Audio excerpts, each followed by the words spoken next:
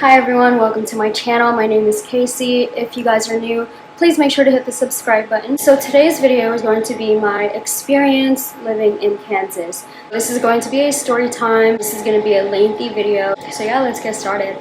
It's actually been a while since I sat down and talked to the camera like this, so this is it's like awkward for me at the moment. Let's get started on this story time. I moved to Wichita, Kansas, April 27th of 2021. And if you guys want to know why I moved to Kansas in the first place, I will go ahead and link to the videos down below. They are titled Red Flags for a Narcissistic or something like that. But yeah, I was living in Miami before this, and then an incident happened to the point where I wanted to move as soon as possible. I wanted to move to the closest state where I have family. So I have my parents in California, I had a sister in Seattle, Washington, and then I had a sister living in Wichita, Kansas. And Kansas was the closest state, so of course I chose Kansas. I flew out here, and then, what was that? Did you guys hear that? Fucking shot? Somebody shooting or something. Anyway. So I shipped my car and I moved here April 27, 2021, so I've been here for a year and a half now. I'm moving back to California in 2.5 weeks. So my sister Kelly was living in Wichita. She's already been living in Wichita for a year prior to me moving with her. She was living with her man and another roommate, so I flew out here, I moved in with them, and then I lived with them for about a year or so. And it took me about 2 weeks to find employment. I started at the Hyatt Regency as a front office supervisor. I worked there for about 8 months. It was fun. I mean, I've been in the hotel industry since I was 19 years old. It just became my second nature, basically. What is that freaking sound? Anyway, so where was I going with this? Oh, so I was working as a supervisor. It was amazing. As always, like, you get to meet people from around the world. I also worked with the most amazing people who I can call my friends. I don't know if you guys are into zodiacs and astrology and stuff like that, but me, being a Capricorn, I'm naturally a workaholic. All I care about is chasing the bag.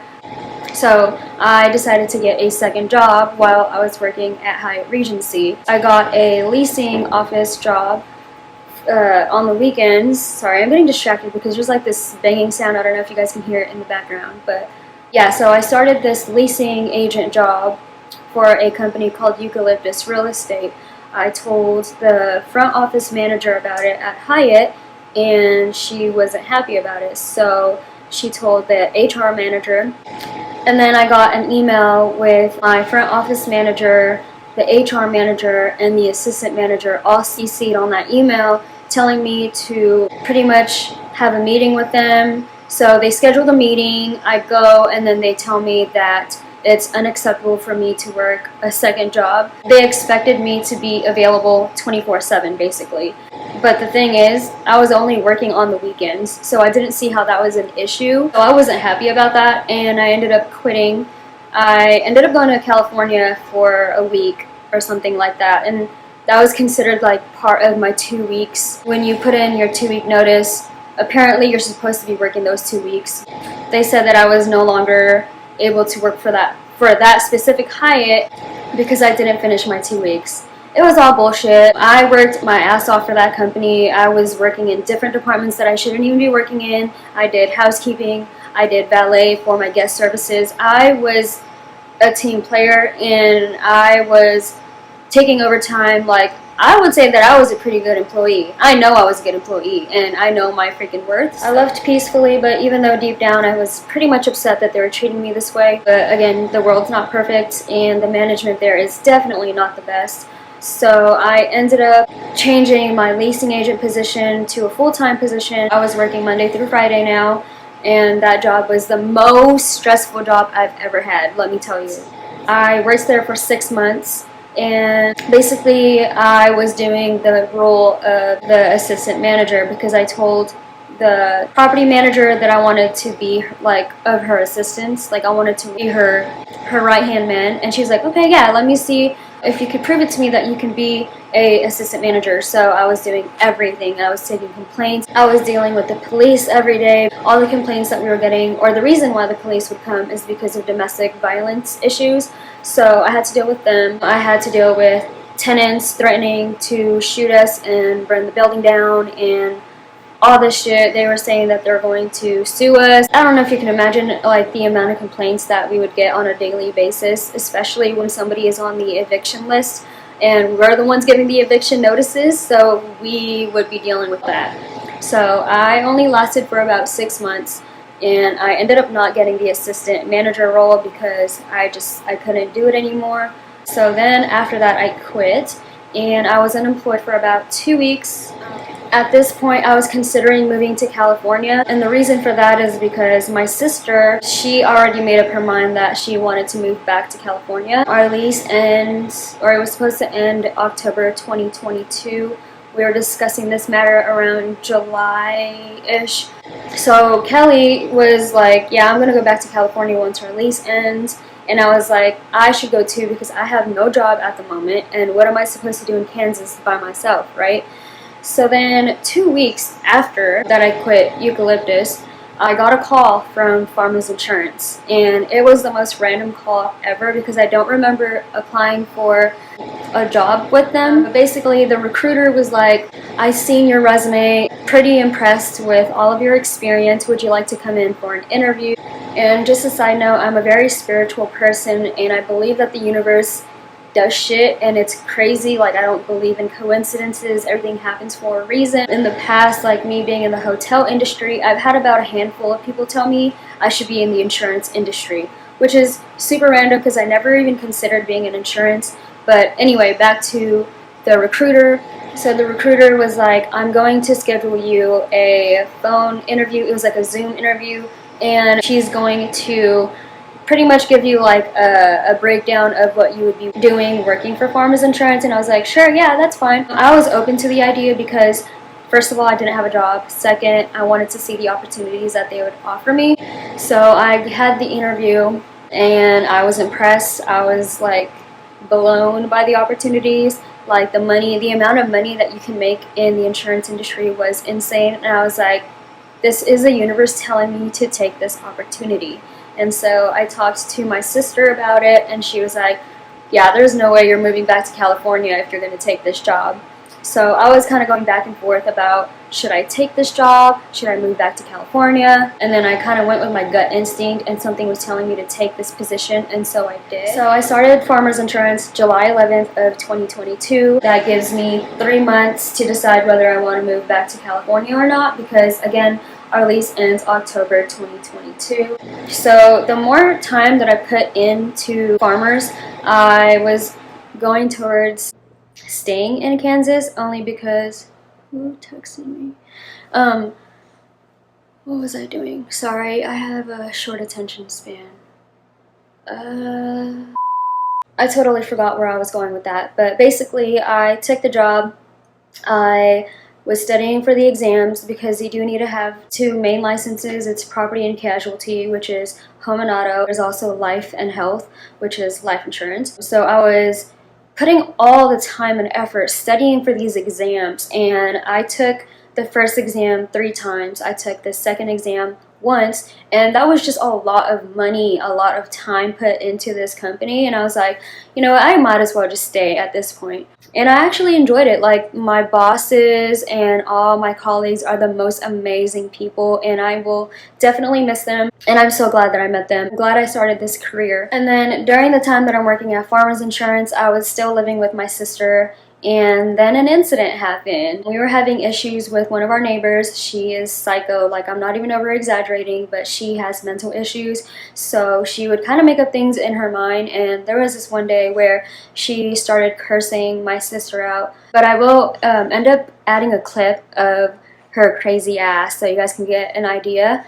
But basically that morning we were getting ready to like donate some stuff, and then my neighbor goes up to my sister. She starts getting in her face, and then we were able to leave the scene. It was nothing major that morning, but my sister and I, we were still kind of spooked about it because who knows what she is capable of doing. Like, she was kind of pulling up her dress, like it seemed as if she was going to take a knife out or something. Who knows what she was going to do, but basically we were really scared. Like, we were at the donation place and we were just like, we don't want to go home, I don't feel safe. The way our apartment building was set up was she was living like on the 2nd floor. There were 3 floors. She was on the 2nd, we were on the 3rd, and then there was like 3 stairwells. She was on the opposite side of the building, and we were like right here. So basically, like, we were kind of planning ahead. I was telling my friends about it, like, we need to watch out for this chick because who knows what she's gonna do once we enter the building. And then my sister, luckily, well, not luckily because he didn't do shit, but my sister told her ex about her, so he was in the apartment. So we get home, she sees us on her balcony because her balcony faces the parking lot and she could see who comes in and out of the parking lot. She's seen me come home, and as soon as we get home, okay, so we enter the building, we were kind of slowly going down the stairs, right? And then next thing you know, we hear her door open, she's over here stomping, and then she like meets us in the bottom floor. Like, what is she doing on the bottom floor? You know, like, she literally stops us while we were going up the stairs to go to our apartment, and she stops right there. And then she just started cussing us out. It was pointless. Like, she was getting mad over things that she made up in her own mind. Like, you can tell in the video that we weren't saying anything, and I guess that pissed her off. Like, we had food in our hands because we ate Chinese food prior to coming home, so we had like those to-go boxes, and then my sister wasn't saying anything back. Like, she expected us to cuss her back at her or something. So then my neighbor just goes bam and just slaps the food out of her hands. Like, that was the first assault. And then her ex, my sister's ex, comes and meets up with my neighbor. I'm not going to say her name. I'm just going to call her Monkey because she's a fucking monkey. No, my sister's ex goes to Monkey, and then he was like, what's going on? Like, just leave them alone. Like, he wasn't even really doing anything, like, to stop the situation. But we were able to get past through her, and then we were almost at the front door of my apartment.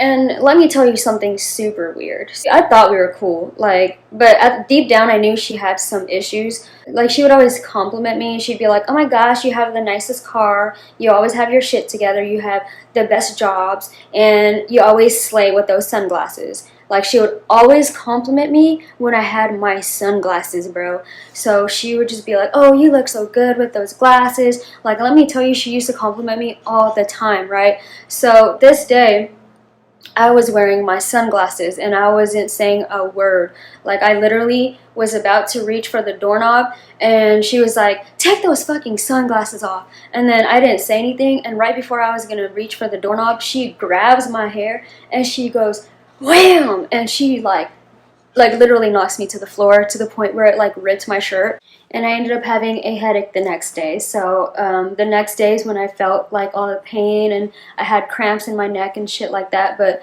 yeah, I can't believe that I let her do that to me, let alone my sister's ex. Like, my sister's ex was right next to her the entire time. Like, she shouldn't even have gotten the chance to do that, you know what I mean? And so when she did that, I was on the ground, and then luckily, like, she didn't start beating my ass up because it could have gotten worse. But I got my ass back up, like, immediately. And then she started cussing at me, and then my sister's ex kind of, like, held her back so that she wouldn't come close to me. So then I entered the apartment. I was so pissed. When I'm really, really, really mad, I cry. Like, I don't know how else to express my feelings. So I cried my ass off. And I was just like, oh, I want to kill her. You know, like, I was so mad. That's when I hit up my homegirls. I'm like, yo, this girl, she just put her hands on me. You know, she got physical. You know, she assaulted me. And I was also like, maybe I should call the cops because this girl is crazy and who knows what we're going up against. Like, when somebody is mentally insane, who knows what they're capable of. Like, I feel like they have the demon inside of them, so they're more capable of doing things to hurt others. So that's the kind of person she was. And so I called the cops, and my friend was trying to beat the cops because my friend literally wanted to beat her ass. Like, she hates people who bully, and she has my back. She fucks with me, and I'm like so thankful to have a friend like her. Brianna, like, love you. And Sean, of course, her wife. So Bree was trying to come to the rescue, but the cops showed up to the scene before Bree and Sean showed up. So the cops were just asking me a bunch of questions. They entered our apartment and they were asking us like what happened, and then we showed them the videos that I took. Like, I was recording the entire thing because something was telling me that something was about to go down. So I recorded the incident. After she got physical with me, we like closed the door and everything, but she was in the hallway like pacing back and forth talking shit. Like, I'm gonna post all the clips after this, and you guys can hear her fucking psychoness. Is that a word? Please be advised that this clip or all these multiple clips could be triggering to some of you, so just be advised. You trying to be smart? I knock that fucking some shit out your motherfucking face. Don't play with me. I'm not. Don't play with me. Don't play with me. I'm with all the shit. She ain't trying to be smart. I'm not talking about you and your girl, but this one. Then they want to go up to their house like they good. I ain't never heard none of them say nothing bad about you. Slap that fucking glasses out your fucking. Ow! Bro! What is wrong with you? Don't hit me because I didn't catch you. I didn't do shit to you. Don't do that. No, bro, don't do that shit. Shit. That bullshit. That ain't cool. I told you we had a little But Like, isn't she insane? Like, she was not going to shut up whatsoever. Okay, so the cops showed up, and then they asked me a bunch of questions. I got my information, and then they go to her door. They start banging on her door, and she answered, surprisingly, and they handcuffed her. When they were putting her into the car, she was laughing.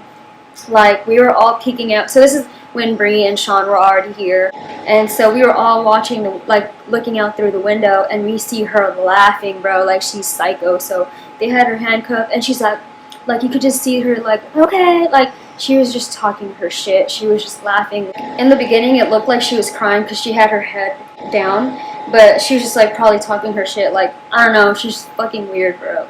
So anyway, they take her to jail. Well, they put her in the car, and then one of the cops comes back inside, and she was like, so since this isn't like a partnership, like you guys aren't like significant others, you know, usually with domestic violence issues like this, I don't know the terms that they use, but technically, since we weren't living together, she wasn't going to be in jail for a long time. They were only going to hold her in jail for that day. So she had the chance of leaving that same night or in the morning at the latest. So the cop was like telling me, she was pretty much telling me that if I had a gun and I shoot her, that it would be for self-defense. That kind of made me scared, so I was like, okay, maybe I don't want to live here anymore. So the next morning I went to the leasing office, and I'm like, look, this is what happened. Like, this girl is crazy. Either you evict her or I'm leaving, because there's no way I'm staying in the same building as her, and I'm not going to move to another unit because her ass is nosy. Like, she knows everybody in this neighborhood or in this apartment complex, and no matter what, she's gonna know where I live. Luckily, the landlord was like, all right, yeah, we can violate your lease with no penalties, so you can move as soon as you get a place. So that happened on August 2nd. That's when Monkey put her hands on me. We had until October till our lease ends, so luckily they were able to let us leave early. I was able to find an apartment, like a studio, a week later. Or I think it only took me like 3 days to find a studio suite, which I do have an apartment tour. I'm going to link it down below. I don't know why I did this, but I'm going to link it down below so you guys can check that out. I moved to my new apartment on August 5th, so 3 days, literally 3 days is how long it took me to move out of that apartment. And since I actually had the lease until October, wait, I'm trying to think. Because if I violated my lease, the landlord said I was going to violate my lease, and I wouldn't be penalized. But my sister, I think she ended up leaving in September, I believe. Yes, okay, now I remember. She actually leaves after our Vegas trip. Our Vegas trip was September 16th, so the landlord was able to let us violate the lease 1 month early. Now I remember. But I left in August. My sister stayed an extra month. So going back, during that time when I was like packing all my stuff and putting things into my car and like taking it to my new apartment, I was so scared going into that freaking building. I would walk through the back door, and then I also had like the brass knuckles. Like, I would walk into the building with my brass knuckles ready. I had like a knife in the back pocket. Like, I was ready. But luckily she didn't even try to do anything. She kept to herself, which is surprising because I thought she was going to attack me again. I thank the universe that they didn't allow her to do that. Like, they watched my back. So I ended up getting an apartment by myself, and I loved it. Like, I was working at Farmers Insurance. I was doing my thing. Okay, now going back to the farmer's insurance topic, I was fully licensed, like I passed both my exams, and then 2 months into working at the company, my boss seen my potential. I started off as a district marketer. So what that is I would call for agents, like cold calls, and if you know anything about sales is you gotta call people. You gotta be very stern, or you gotta be able to sell whatever products that you are trying to sell, right? I wasn't taking no for an answer, and I still don't. So she was like, hey, you've already gotten so many quotes within the short amount of time that you're here. I would like to offer you the chance of owning your own agency. When she said that, I was like, me being a business owner with farmers insurance, like, so being an agency owner is you pretty much buy an agency, and it's going to be under the farmers insurance brand. You're still working for farmers, but it's your company basically. So I was like, you know what, this is such a huge opportunity. Like, California, you don't get opportunities like this. And one thing that was pretty cool is that my studio apartment was only a 3-month lease, so technically I still had until October to move out of Kansas. So it just all worked out. Everything just was such a, not a coincidence, but everything was just like lining up, and it's weird. It's awesome, really. But yeah, I was like, okay, you know, I don't get opportunities like this in California, so moving to California was out of my mind at this point. I was like, all right, I'm gonna give my 100% focus into building this company. I work with the most amazing mentors, and Farmers Insurance provides the best training. Like, this is the best support system I've ever had as far as a job, and I couldn't say no. So I applied for a loan. I had to apply for a $50,000 loan. I got approved. And then another $85,000 loan to buy the book of business. That was the process that I was in. I think it was like before I went to Vegas. So Vegas trip was September 16th. I was already working on getting my loan to start my business. So I put that on hold for a little bit because I wanted to, of course, enjoy my time for my sister's bachelorette party. And then something hit me, like, during that trip. I seen all my aunties and my cousins, and everybody just looked like they just looked a lot older, which is not a bad thing. It's just that I've been away from home for 10 years, and I just never really got the chance to build a relationship with my family. Like, I don't see them grow old, which is kind of hurtful, honestly. And I just really enjoyed my time spending time with my family, and like, I don't remember the last time I even hung out with my cousins and my aunties, so it just brought me back home. And so after the trip, or so during that trip is when Kelly flew to Vegas with me, and then she drove back to California with my mom and my sister. When I flew back to Kansas after my Vegas trip, I was completely alone in Kansas.